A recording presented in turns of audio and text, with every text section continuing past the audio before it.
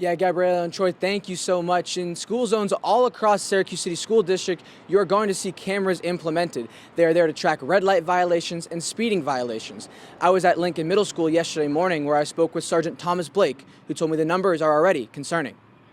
And while central New York isn't cold enough, hundreds of people decided to jump into this polar plunge behind me. That's right, those are shards of ice. They are raising money for the New York State Special Olympics. Now, I did reach out to Syracuse Airport, who left me a statement saying, though the 40 airports are the main ones impacted, expect Syracuse to have delays and cancellations, especially when dealing with connecting flights. I spoke to an SU student who went home for the weekend, and he told me all about his crazy travel experience back to Syracuse.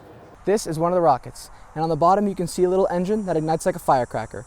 They'll put in the starter, they'll bring it up, they'll connect the wires here, they'll place their rockets down, they'll get brought back to the table while they'll insert a key and then get ready to launch.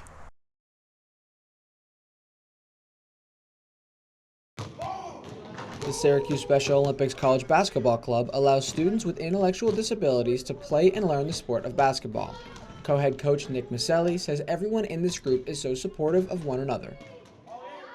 Everyone's supportive of each other here, so whether neurotypical, neurodivergent, everyone's on the same team, and I think that's a really important part of this environment. Maselli says that his athletes lift his spirits as much as he does for them. He says the emotional and exciting reaction to athletes getting their moment is why he keeps coming back. Yeah, I mean, you can see like the crowd pop, right, when someone makes their shot.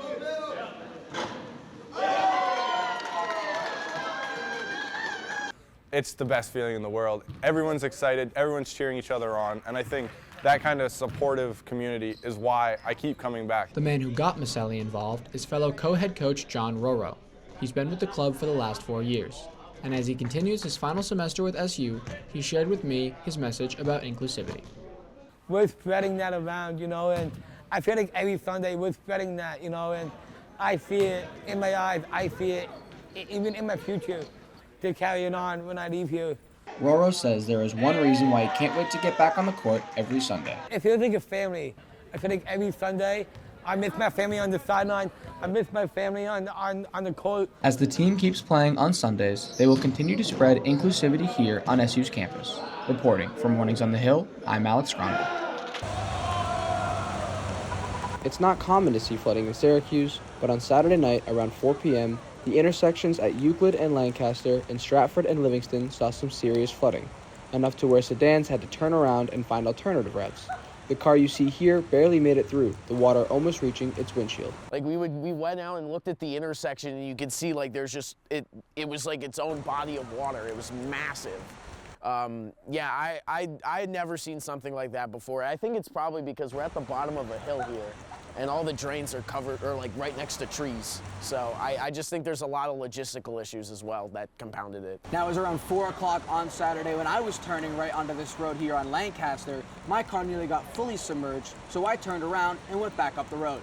Yeah, we called 311, but it took them about like an hour or two to even come out. We were concerned that if it had started snowing again or if it even frozen, it would just become this massive like puddle in the middle of it, or a frozen puddle in the middle of an intersection. Syracuse is expected to see more participation throughout the rest of the month.